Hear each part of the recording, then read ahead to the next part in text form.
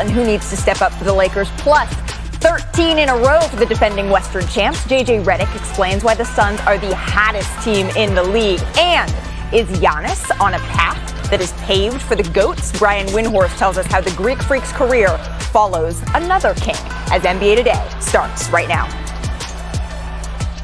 Welcome to NBA Today. I'm Malika Andrews. Richard Jefferson, Kendrick Perkins, and JJ Redick are all going to be joining us in just a few. But we start with LeBron's suspension for tonight's game against the Knicks. And for that, let's welcome in senior NBA insider Adrian Wojnarowski. Woj, what factors played into the league's decision to suspend LeBron for just one game? Oh, Malika, let's go to two key points on the incident in Detroit the other night. Number one, the hit itself.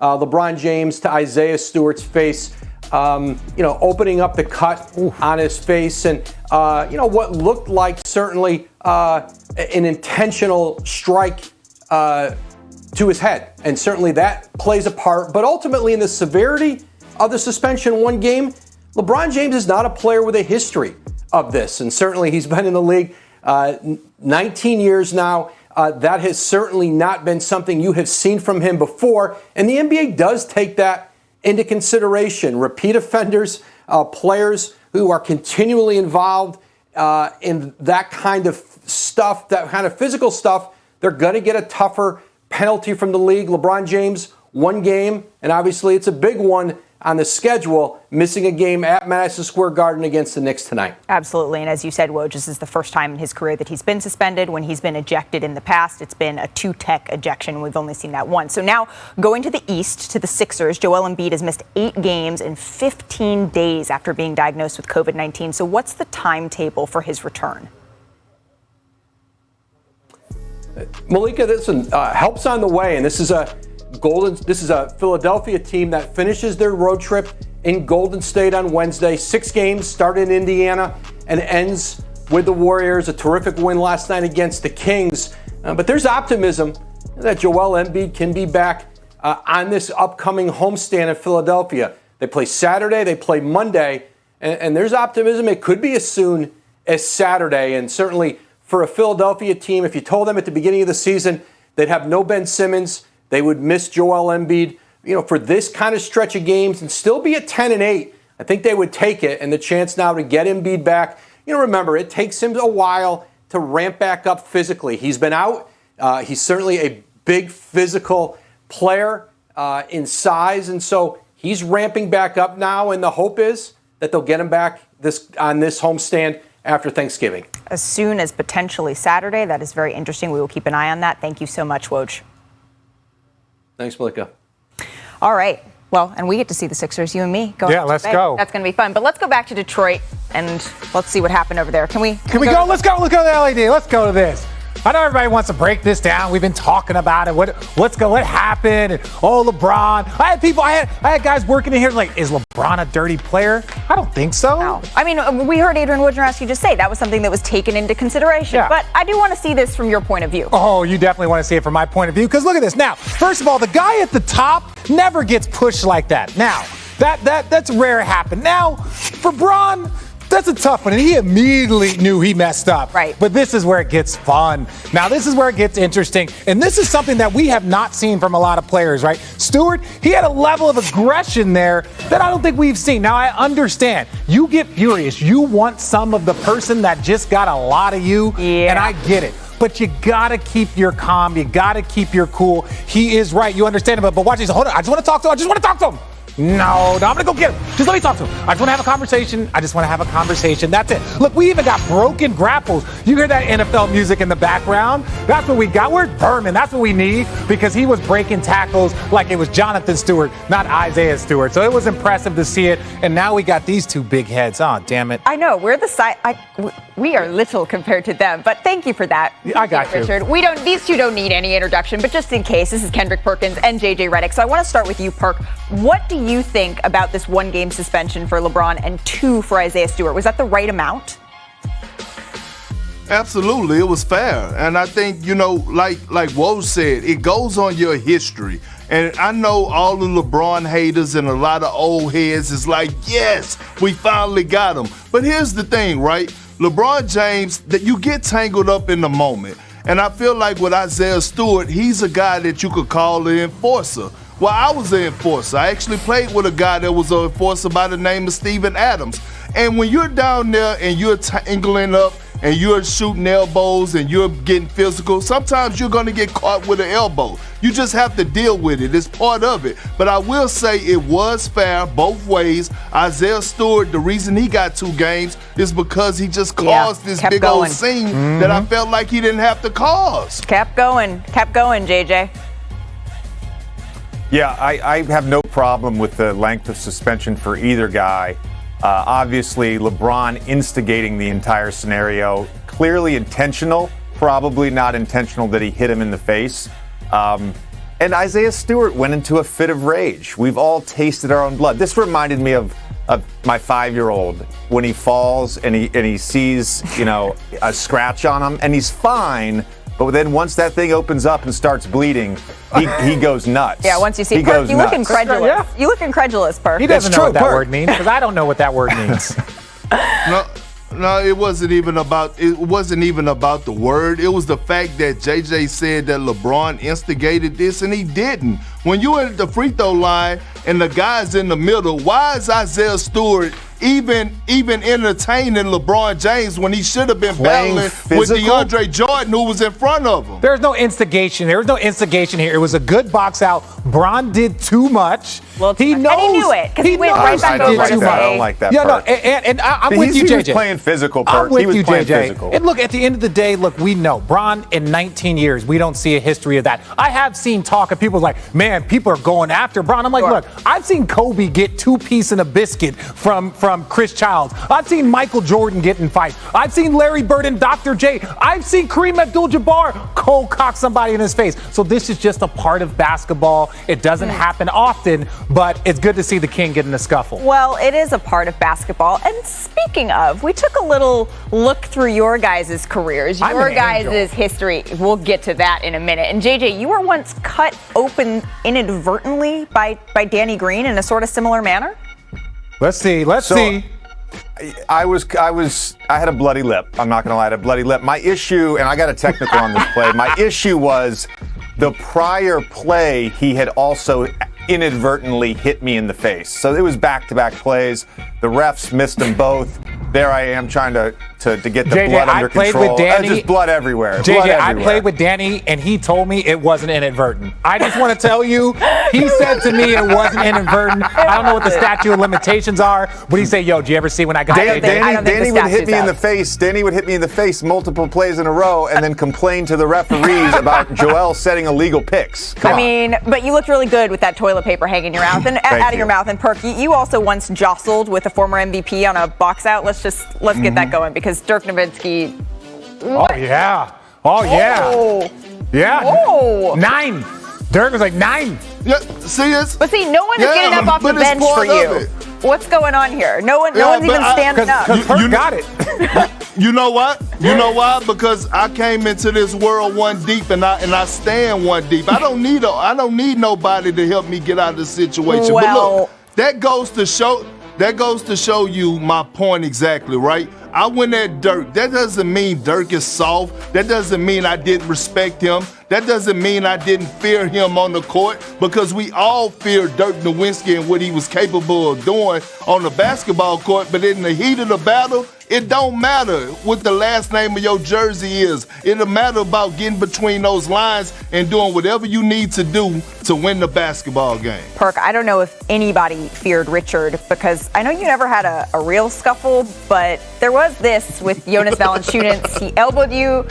What? Oh, that was a good elbow, Is too. that in a No. I was like, listen, don't you do that. That's a real, because you got to be smart. This is the postseason, people. You think I'll mess around and get suspended for the postseason? I'm not going to do that. Sometimes you got to keep your calm. That was a good elbow by him. I understood it. It was no big deal. But most of the time, I came into this league with an actual enforcer, Kenyon Martin, who was just going around clubbing people for the first portion of my career. So I never needed to be like, watch this. Oh, T-Mac. He clubbed T-Mac and was like, what you want? You want some more? You want some more? Then watch this, Corey. He's like, Corey, push him down. Corey, don't you do that. Right at his throat. See, when you start a guy, and the only reason why I was protecting Corey, I wasn't stopping him from Kenyon. I was like protecting Corey from Kenyon. I'm like, you don't want that. You don't want any of that. Plus, I got to play 35 minutes every single time Kenyon got suspended. So I was all for Kenyon. Just with the, can I get a little bit of that? What you think, man? I've got a finals to win. What you doing? All right. That's enough. Let's go back to the court on Monday night. The Suns, they haven't lost in nearly 4 weeks. That's a month. 4 weeks.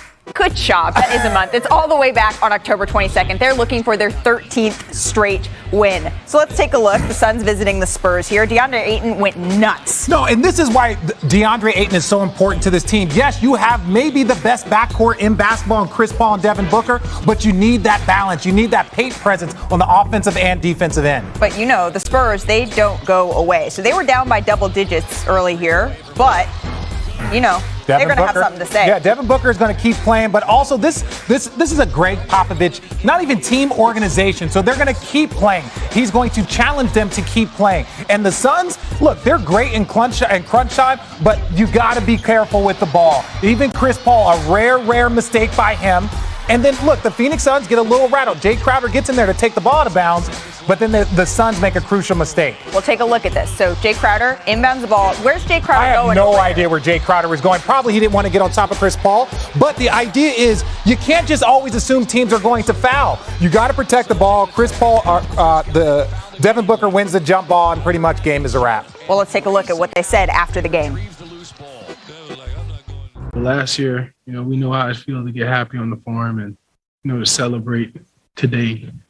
But we're not working for today. We're working for the big stages. Like I said from the beginning of the season, man, I'm trying to be more of a threat. I've seen the flaws and mistakes and stuff that I should have done in the playoffs and finals, especially the finals. I didn't like the way I performed in the finals and trying to make them work and get my memory back on scoring the ball in many different ways. So let's take a little bit of a deeper look on how the Suns are getting it done. Since the streak started, they have the second best defensive efficiency in the NBA, and that is only behind the Warriors. And their offense, it is also clicking on all cylinders. They lead the league in field goal percentage in that span, shooting better than 48% and scoring over 113 points per game, and that ranks second in the NBA. And Chris Paul is the only player averaging over 10 assists per game. He's on pace to earn his 5th assist title and lead the league for the first time since 2015. So I want to bring back in JJ Redick here, get his opinion. Players are always saying, you got to go hard for all 48 minutes. You got to leave it all out there. But what are you seeing that is so impressive, and at what point in the game from the Suns? Well, first of all, they've hit a little bit of a soft spot in the schedule. Last week they had Dallas twice, no Luka. Yep. They played Denver next, no Jokic. So there's a little bit of fortuitousness in their schedule right now. But what's been really impressive about the Phoenix Suns is their fourth quarter offensive execution. You have one of the most detail-oriented coaches in Monty Williams. You have two elite closers, playmakers, shot makers in Chris Paul and Devin Booker. And you have a Suns team that understands how to play good basketball.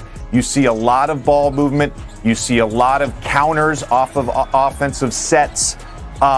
In this 13-game winning streak, they are the number one offense in the league, 118.6 points per game in the fourth quarter. That is elite. It is closing time in Phoenix. They are knowing how to get it done. Even when we just saw them have a little bit of trouble, they know how to finish it out. JJ, please don't go anywhere because we have so much more to get into here on NBA Today. Because coming up, Jaylen Brown returned last night in a Celtics win, and Perk tells you who the catalyst is for Boston Plus. Brian Windhorst explains how Giannis's trajectory to an MVP and a champion at age 26 looks similar to last night. The Nets, they beat the Cavs behind KD's 27 points and James Harden's 14 points and a season-high 14 assists. The Nets have won 6 of their last 7. So, Richard, the Nets starting to look like the Nets again without Kyrie? Yeah, they are. And understand this. Last year, they played with only 2 superstars the majority of the time. And they didn't even have a guy like LaMarcus Aldridge doing what LaMarcus Aldridge is doing, because he came late in the season. So I think this team is going to be just fine. Especially when they get some more from Joe Harris back. The Hornets beat the Wizards behind Terry Rozier. Scary Terry had 32 points, made 8 threes. It was his 5th game with at least 8 threes with the Hornets, the most such games in franchise history. So, Perk, Hornets surpassing your expectations? No, because, look, I had this team picked to make the playoffs, and they will make the playoffs. There you go. Led by LaMelo Ball, who's, by the way, box office. So then let's go to the Kings, who lost to the 76ers in their first game since firing Luke Walton and replacing him with Alvin Gentry. Sacramento has lost 8 of their last 9. JJ, you played for Gentry in New Orleans. What does he bring to the Kings? Well, he's going to bring energy. He's going to bring an offensive acumen. But look, he's facing an uphill battle. He's the 11th head coach in the last 15 years since Rick Adelman last led the Kings to the playoffs in 2006. This is a franchise in disarray. Well, let's go to Boston, who's hoping to be in less disarray. Jaylen Brown returned to the Celtics lineup after missing the last 8 games with a hamstring injury. He scored 19 points as Boston won its 3rd straight game. It didn't feel great. I was a little tight today, but we got the win. Most importantly, we just got to keep adding to winning. I think we got something that we're trying to build over here. So keep finding ways to win. I'll find ways to get back to my body 100%, and we'll be out there, and let's get some things rolling. All right, let's get some things rolling with our own captain Celtics. Perk, the Celtics have won 6 of their last 8, and now with Jaylen Brown back in the fold, who's stepped up the most for the Celtics during this run? Well, it was Jason Tatum. I mean, when you look at the beginning of the season, he was struggling. He could not make shots. He wasn't engaged into the game. And then all of a sudden, a light switch cut on. And now we're starting to see those 30-piece wings dinners, Cajun rubs, and also grabbing rebounds, going in the paint and helping bigs out and helping Al Horford out, while the Celtics are missing Robert Williams. But when you look at Jason Tatum, he's back to looking like one of the best scorers in the game today, and that's what the Celtics need. I'm going to be honest, Perk. I kind of like the teriyaki wings and stuff with the Parmesan on it, so I'll be staying tuned for when a player earns that from you. But the Cajun rub hit different, though, Malika. It's extra spicy, and some days I'm with that, some days not so much. But they might be with it in the Wednesday doubleheader on ESPN. KD and James Harden and the Nets take on the Celtics at 7:30, and then Richard and I will be there as Steph and the Warriors host the Sixers, who finish up a 6-game road trip. Coverage starts with NBA Countdown at 7 o'clock Eastern. Up next on NBA Today, it's the top of the top, plus an outfit that you're just a couple of dancers. This is a bad idea, Richard, but we're going to try it anyway, Daniela. 5, 6, 7, cha-cha-cha. Woo! Cha-cha-cha. Back. Cha-cha-cha. Forward. Cha-cha-cha. Back. Ooh, that's it. Cha-cha-cha. Yeah. You've been over there watching YouTube. I don't know what I'm doing. All it takes is commitment into the step. Where's Big Perk at? All right. Let's start going forward, forward, back, cha-cha-cha, back, forward, cha-cha-cha, forward, back, cha-cha-cha. Stop acting so stiff, though. Act like you dance with a girl. So that was special. But not only did Iman Shumpert and Daniela Karagat teach Richard and I, well, taught me, and Richard was like sort of there and sort of dancing. They won! They won Dancing with the Stars last night. Shum became the first former NBA player to ever win, which is awesome. So congratulations to Daniela and to Iman Shumpert. Are you next? Are you Did you guys not see me? There's zero chance. Saw you in all of whatever glory that was not. Trash. You know what? Let's stop. Put that over there. And let's go to the game of the night. Utah, Ja Morant, the Grizz. It was a lot prettier than whatever we just saw from you, Richard. So the Jazz, they're hosting the Grizzlies. And look, before the game, Jordan Clarkson meets a young fan who is dressed like him. That reminds me of the reporter that was like, have you ever been to Utah games? Asked that of Clarkson. That's great. Well, so is Rudy Gobert, who had that block on Ja Morant. Gets out. Just offense to defense, or defense to offense, excuse me. That's why Rudy Gobert is so important for this team. So we have 15 seconds left in the game. Ja Morant misses the free throw, but then,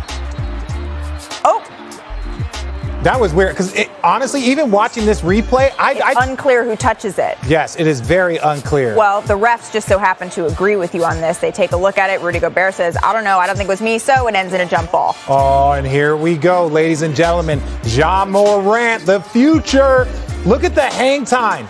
And then Jackson just knocks down the huge three. Look at this. One more time. Pretty. And he knows it. He's He like, knows yeah, it. I'm a bad in Utah, man. that's a tough one. It's a tough place to play. So one last chance for Utah. Donovan Mitchell hoists. No feast. Can't quite get it to go. So the Grizzlies, Richard, they ended this game on a 7-0 run. The Grizzlies won it 119-118. So that was a big shot by Jaren Jackson Jr. In fact, it was his first career go-ahead shot in the final minute of a fourth quarter or overtime. He had entered Monday's game 0 for 6 in those situations, but you got to take it so you can make it. And the more time he gets, he spent a lot of time being injured and not getting this repetition, not getting these opportunities. So, look, this is huge for the Grizzlies, especially coming down the stretch. You're going to need them to hit big shots. Well, can we hit some big shots on the top? Top of the top. Let's go. Woo! Ladies and gentlemen. Salsa over there? No. My dancing days are done.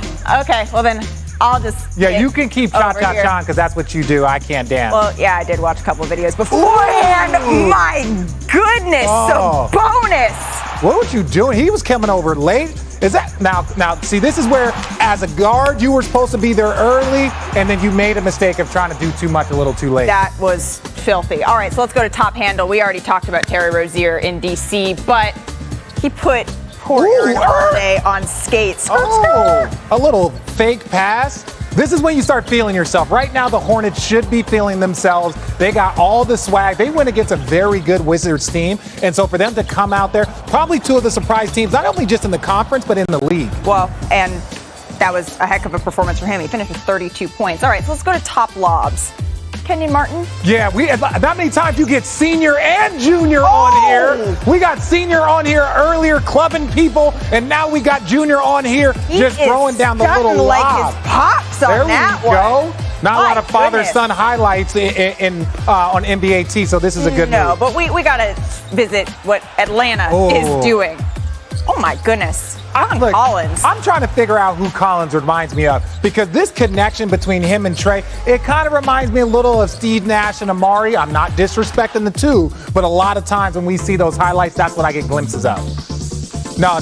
This is kids. Don't watch. Then there's this. Kids, don't watch. Then there's this. Don't watch. Oh. Would you wear it, Richard? No, it looks like a Snuggie, but Kyle Kuzma, I think he got it on backwards. Got the tag in the front? Okay, but that's maybe the style nowadays. Is that Coogee? Is that a Coogee sweater? You are asking too much? The wrong person. Although our producer, Hillary Guy, did show up in a sweater that is reminiscent of this today. So look, Kyle can pull this off. Look, in LA, he's an 8. In DC, he's a 10. This is a DC 10. Good for him. He can pull this off. You know what? I think that we should all get one. We should all show up. We should all. There's enough fabric in that for all of us. I think this should go with Serge Ibaka's scarf. And we can just kind of. Could you imagine the sweater with the scarf? We'll get that. We'll get that for you guys. We'll get it for you guys. Well, we'll bundle up in that for this Thanksgiving. And speaking of this Thanksgiving week, NBA players and teams are giving out food and gifts to aid their community during this holiday season. So take a look. This is awesome to do this as a team. You know, we got so many guys that care about this community, and to see everyone out here in full force, players, staff, goes a long way to just continue to make this community better and make our organization a big part of this community.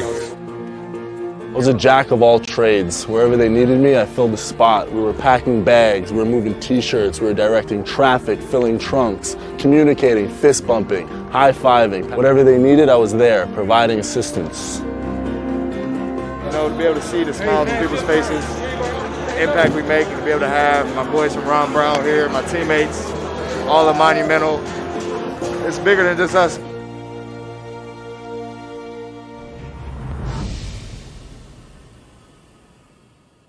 See the comparison as players. I mean, certainly you can point to a few similarities as players. The comparison that I get is their competitive stamina. We've seen individual greatness now from LeBron for almost 2 decades. I suspect we're going to see that from Giannis as well.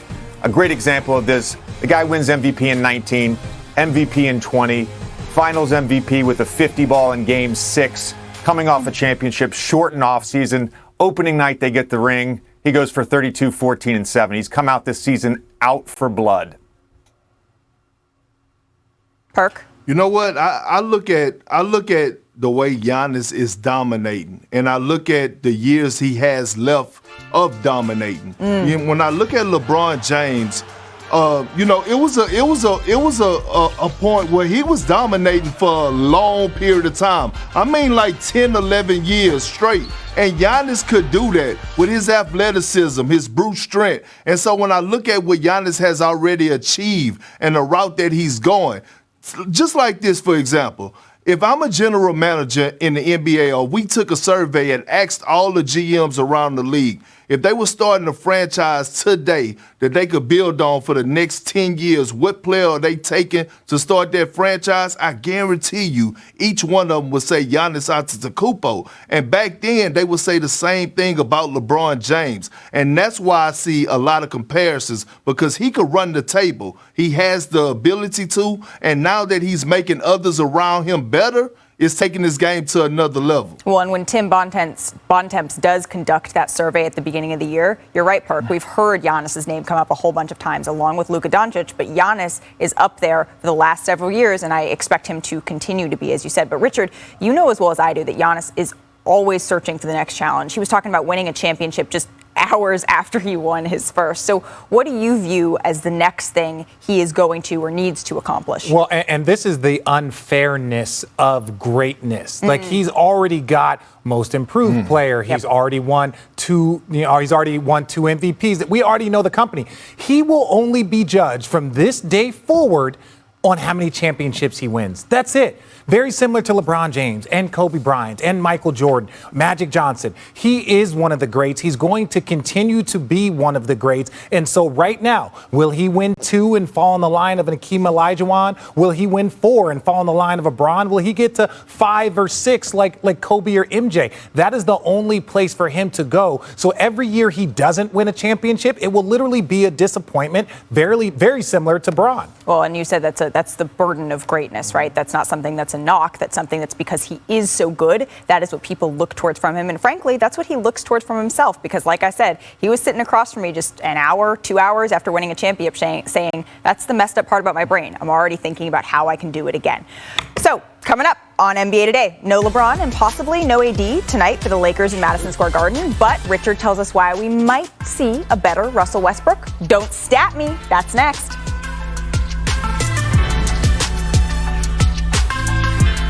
UCLA on ESPN in a battle of number 1 versus number 2. So, Perk, I know you are locked into college hoops, and this is where I disclose that I am a big Zags fan, all about what happens in the kennel. But what are you looking forward to most in this game? I'm looking forward to UCLA getting their get back, right? You look at last year, UCLA had one of the great runs during the tournament and getting knocked off in the Final Four by Gonzaga. And so you look at UCLA, they brought back almost everybody, if not everybody, and now they have their chip on their shoulder, and they should have this game circled because now you don't have to wait down the line. It's right here in front of your face. So when I look at this game against Gonzaga, I'm looking at UCLA to come out fiery, with intensity, and come back to get their get back. They need their lick back tonight. I need mine. Spicy chicken, extra sauce, 18-piece, something like that. All right. Well, more of a 30-piece guy. But it's gonna be fried turkeys. It's gonna be fried turkeys because it's Thanksgiving. Fried turkeys. Be fried turkeys. All right. Yes. Well, let's see how that one shakes out. Let's see how that one shakes out, Big Perk. All right, as we mentioned at the top of the show, there's no LeBron tonight. The Lakers take on the 9-8 Knicks, and Anthony Davis is questionable with flu-like symptoms. LA lost 8 of their last 10 in Madison Square Garden, and the Knicks are 4 of 7 in the month of November. So, Richard, number 1, I feel like I need to tell Perk that it's not Gonzaga, it's Gonzaga. It's the Zags. No, it's Gonzaga.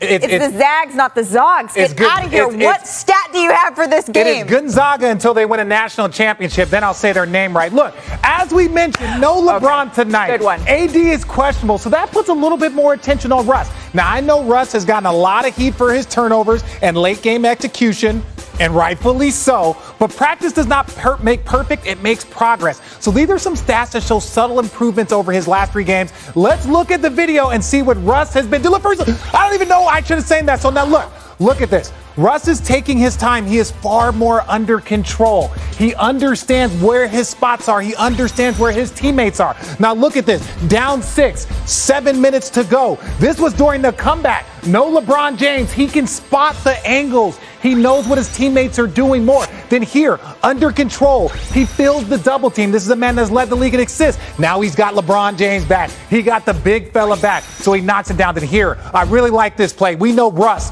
He'll go 1-on-5. He'll go 1-on-19 if you let him. But he takes his time. He sees the wall, and again, you get Carmelo, one of the best shooters in this league, one of the best shooters of all time, and he just crushes it. Now, I understand there is no LeBron James in the Garden, but don't worry. You can come see him in a real arena. It's called Barclays, January 25th against the Brooklyn Nets. So all the New York people, I know you guys didn't get to see him in the Garden, but he'll be back there in a month to put on the show against Kevin Durant, the best player in the New York area. Oh, okay. I was going to say, how far are you going to go? Best player in the New York area. Okay, in the New York area, in the tri-state area. All right, let's bring back in JJ and Perk and your fried turkey wings. Perk, are you buying what Richard is selling? Yeah, I am. But, I know we putting all the focus on the Lakers, and here's the good thing about it. I know AD might not play. We know LeBron James is not playing. But guess what? The Knicks are not good right now either. The Knicks are like a broken refrigerator that can't keep anything cold. Okay, and so when I look at what they're doing, I'm looking at a team like the Lakers that just got back Taylor Horton-Tucker, who's playing exceptionally well right now. Avery Bradley has upped his game, and we all know when Russell Westbrook gets the keys all the way and he's able to dominate the ball majority of the game, he's able to make others around him better. Meaning not an Anthony Davis, but he could get a DeAndre Jordan 16 points because all of them going to be lobs at the basket. So I'm looking at this and I'm like, well, I know we got our concerns about the Lakers, but the Knicks are not that good right now. They're playing horrible. Okay. Wow. All right. Richard, you're making a face. No. I was going to let JJ. All right. Well, then let's let JJ go because I am curious, JJ. Russ has taken so much flack this season, and we see him in spurts, right? Looking, okay, that's old Russ. What is the indicator when you are watching him play for when Russ is playing at a high level? How much he's in the paint. And that's what it comes down to. How much is he not settling for jumpers? The other night in Detroit, early in the game, they're basically playing off of him at all times. The ball would swing to him. He'd settle for a jumper. He led that comeback along with Melo by just getting in the paint. The more he gets in the paint, the more he creates for other people. The other thing about this team, at times, Taylor Horton-Tucker has looked like a revelation, just incredible playmaking, a guy you can run your offense through at times. But that's part of the problem with this team. You already have three guys you can run your offense through in Westbrook, AD, and LeBron.